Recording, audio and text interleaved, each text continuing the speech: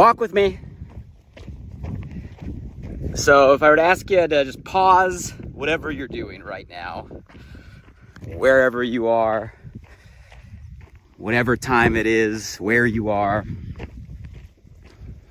and if I were to ask you, what are a few things that you're genuinely grateful for right now?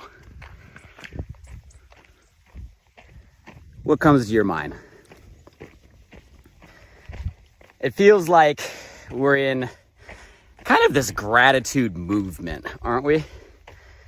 I think if there's one gifts coming out of the last couple years, it's maybe a realignment of values, a renewed appreciation for things that really matter. There's nothing like loss or restriction or limitation to reestablish a value system. And one of the things, at least I love, is this resurgence of gratitude as an intention, as a focus, as a practice. And I'm all for it. How can you not be? You know, there's a lot of conversation around expressing gratitude for the little things. It's easy to express gratitude for like the obvious things. But I actually want to have a conversation with y'all on maybe some gratitude shifts of the not so obvious things. Like the things that people are not talking about. Maybe the things that we're not thinking about. Maybe some of the things that happen in our life that if we were actually able to shift and attach a morning, hey buddy, attach a genuine feeling of gratitude to certain things that you would never think about having that emotion tied to. But if we were able to, would make a complete difference in the fulfillment, the meaning, the happiness of our day-to-day. And I want to talk about those unobvious things we should be grateful for. Before I do that, you know I'm gonna ask, who's by my side? Beautiful day here in Southern California. Sun is out, blue skies. Hey, who's to my left? Who's to my right? Don't be shy, say hello below. If you're part of our crew, I see you. Leave me a comment, say hi. Tell me something you're grateful for right now to kick off the intention of today's conversation. If you're new to the crew, welcome. We kind of have a global community here. We walk together live.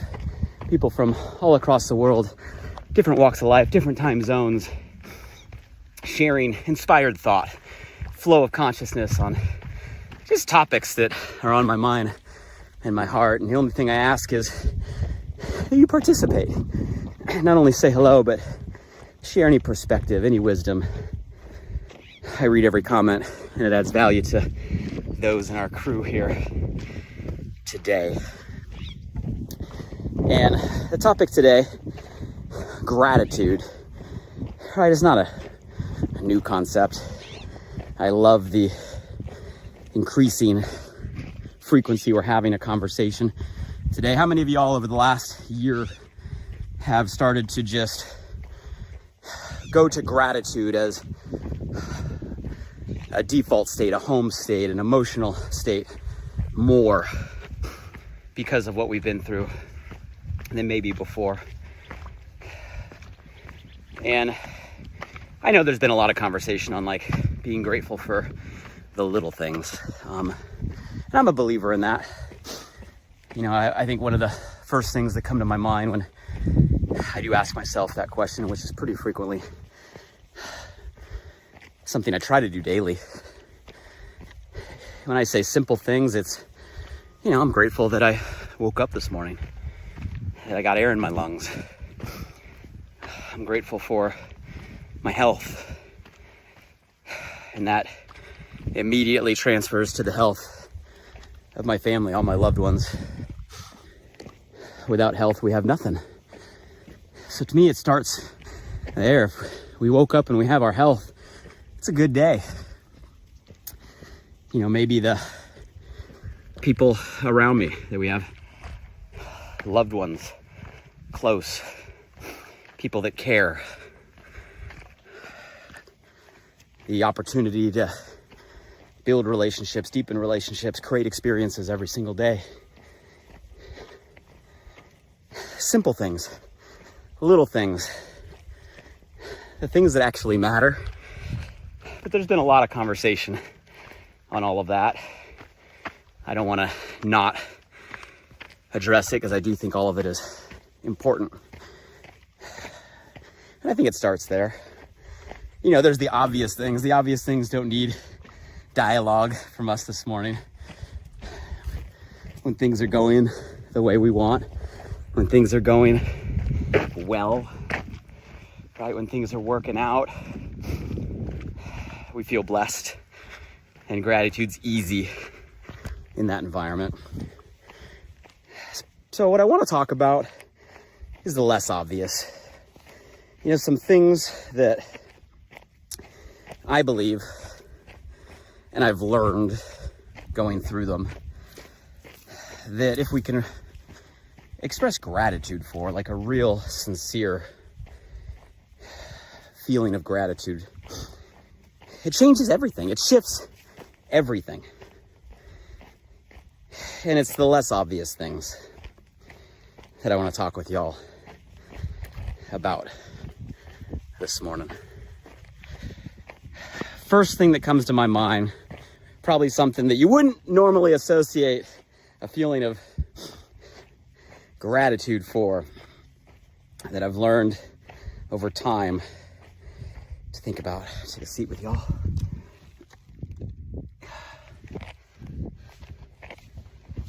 Check out the view.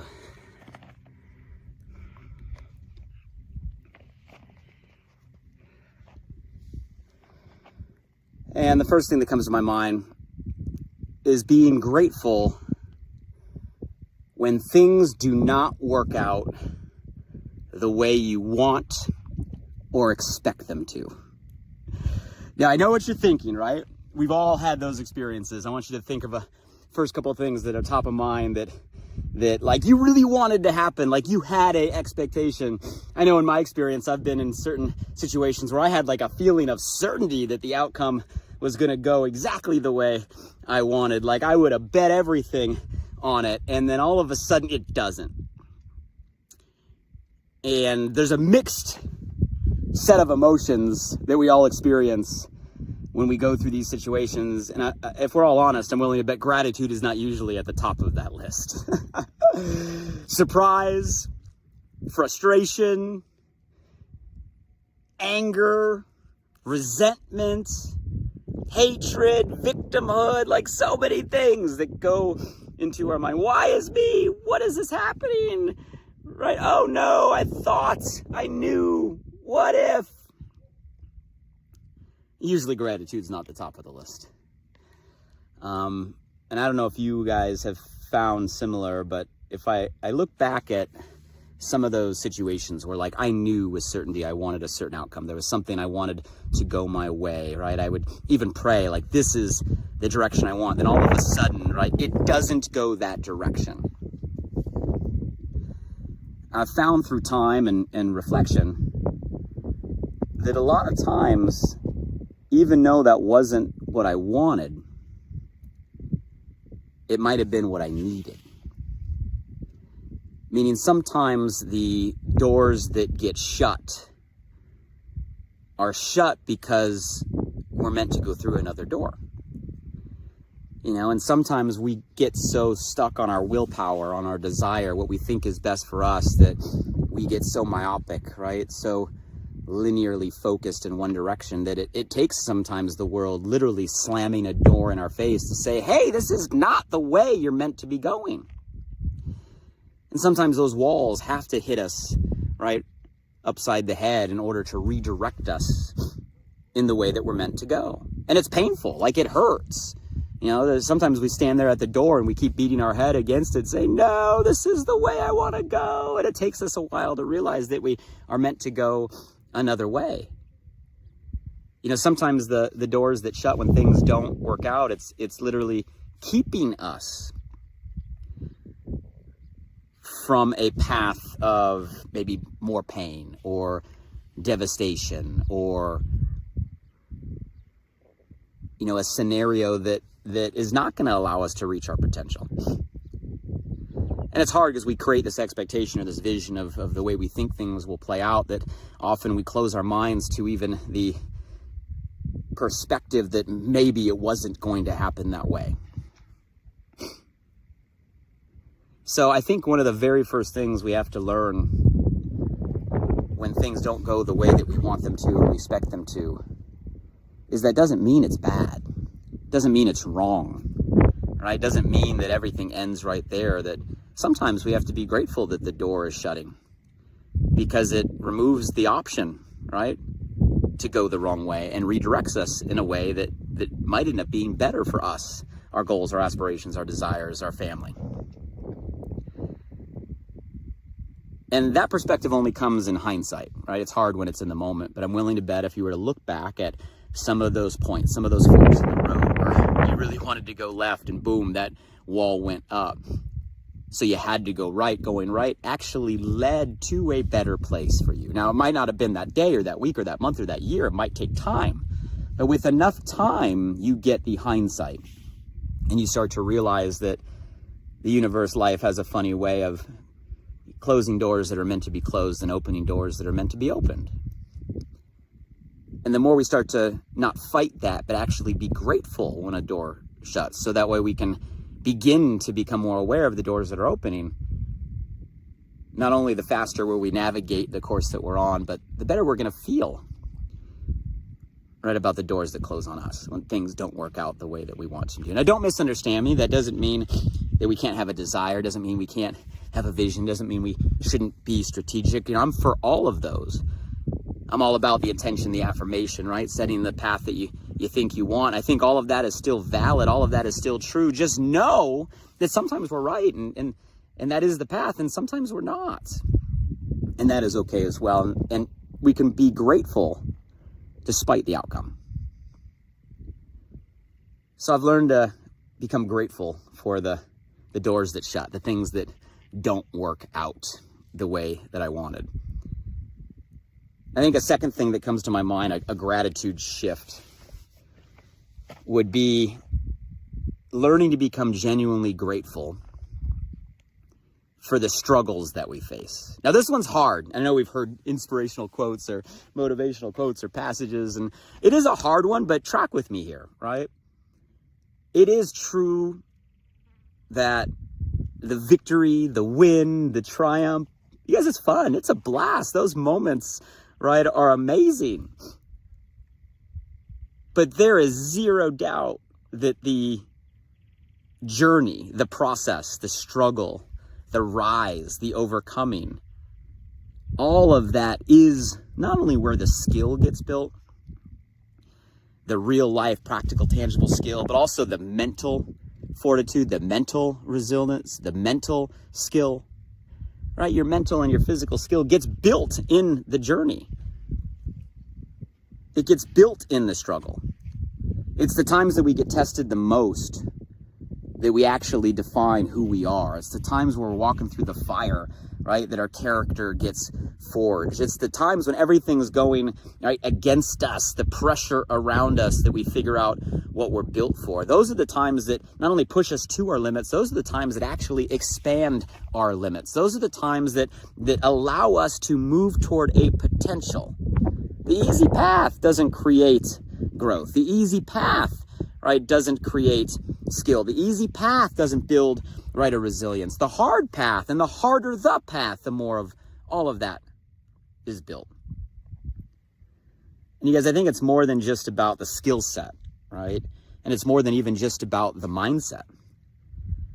You know, so often we get tricked into thinking the outcome is the reward, right? The result that we're looking for. You know, we measure it in metrics like, you know, money or bank accounts or, you know, material things. But the reality, guys, is the reward is the feeling that we have about ourselves when we accomplish what we accomplish. If you have the accomplished without the feeling of fulfillment, because that accomplishment is hollow, that accomplishment, right, is meaningless. Success without fulfillment is the ultimate failure. I think Tony Robbins says that. Success without the fulfillment is actually the ultimate failure. But the fulfillment comes in the struggle. There's a lot of conversation today about, you know, self-love, self-confidence, which I think is amazing. But I think in order to love yourself, you must first respect yourself. And in order to respect yourself, you have to challenge yourself. You can't love yourself without respecting yourself, and you can't build a respect unless you push yourself, you challenge yourself, you prove to yourself that you can endure, you can overcome, you can get through. All of the struggle builds the opportunity to overcome, to lead to respect, to lead to self-love, right? To lead to the feeling that everybody should have, that we all want. So with all that in mind, there has to be a shift. Like, we should learn to actually be grateful for the challenges and the obstacles that are put in our way, whether they be circumstantial or situational, whether they be, you know, challenges and obstacles with dealing with people or personalities or relationships, whether they be navigating decisions or strategy, because all of this is building the muscle physically, mentally, right, emotionally, to make things worthwhile, to give meaning. Because without meaning, it doesn't matter. And if we believe, right, what I'm saying, if we build that perspective, and again, I'm willing to bet if you were to take this lens, this filter, and apply it to your last year, your last 5 years, your last 10 years, you know this is going to be true. You know the things that challenged you, even though they were horrible, they sucked, right? You hated it. It wore you out. It got you dirty. You got banged up. You were crawling through the mud. It's that stuff that did make you better. And if that's the case, then shouldn't we really have a gratitude for the challenges that are put in front of us? Oh, today I get the opportunity, right, to find a solution. I get the opportunity to navigate a situation. I get the opportunity to learn and develop. I get the opportunity to become better. I get the opportunity to grow. Being grateful for the actual struggle. I love Ryan Holiday's saying in the book that the obstacle is the way. Because the obstacle creates the opportunity for everything we're talking about here. So I'll give you one more, right? Gratitude shifts. I think the last one, and sometimes this might even be the toughest, is to actually be grateful for relationships that come to an end. You know, I don't know if any of you are like me. I throughout my entire life, I've always had a feeling that just things last forever. When I say things, like everything, you know, my initial assumption is everything lasts forever, right? Every project I'm doing will last forever, right? Every initiative I'm doing will last forever. Every relationship I have will last forever. Every friend I have will last forever. And if there's one thing that you learn, I guess, with wisdom and time, is that nothing lasts forever. Everything has a season, right? Some seasons are shorter, some seasons are longer, but everything has a season. Every single thing has a season. And that perspective is not a negative. That perspective and understanding is a positive, because if you know everything has a season, number one is it creates an appreciation for the things that are in season now. But it also allows you to let go and realize that it's a natural course for things to come to an end. And when it comes to relationships, I don't mean just like significant others, right? Or, you know, your love and relationships, but I mean friendships, partnerships, right? Acquaintances, right? You guys, relationships, they start and stop. They come and go. And just because a relationship comes to an end, all right, doesn't mean it's a bad thing. Sometimes you have to be grateful for relationships coming to an end, a season coming to an end. We have to enjoy the changing of the seasons. Because just like when certain doors of opportunity shut, other doors of opportunity open, same thing with relationships. Sometimes we have to let go of certain relationships in order to create space for new relationships. We have to let go, right, of certain relationships in order to allow the energy to shift for other relationships. You guys, and that goes with our spouses, our significant others, right? For those that are still dating.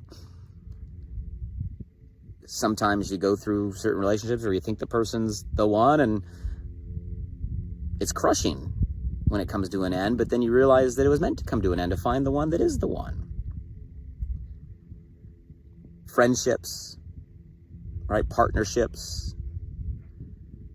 And the one thing you have to realize is that your people will always be your people. In other words, the people that are meant for you will always be in your life. You can't lose the people that are meant for you right now. So as we go through, our careers, as we go through our personal lives, be open to the fact that, hey, everything does have a season, and sometimes you have to be grateful for when one season comes to an end, because it allows the space, the intention for another season to open. I'm grateful for the fact personally that I was able to find my spouse really, really young. But we both had relationships that had to come to an end back then. That was a long time ago in order to allow, right, us to move forward. I'm grateful for the fact that I've had amazing partnerships. And I'm grateful for that some of those partnerships had to come to an end and to create space for new partnerships that I have and love today. I've had some amazing friendships, and many have gotten lost over the years, which have created space for new friendships at the same season of life. And I know you guys, if you were to share your story here, would all say the same thing on every level.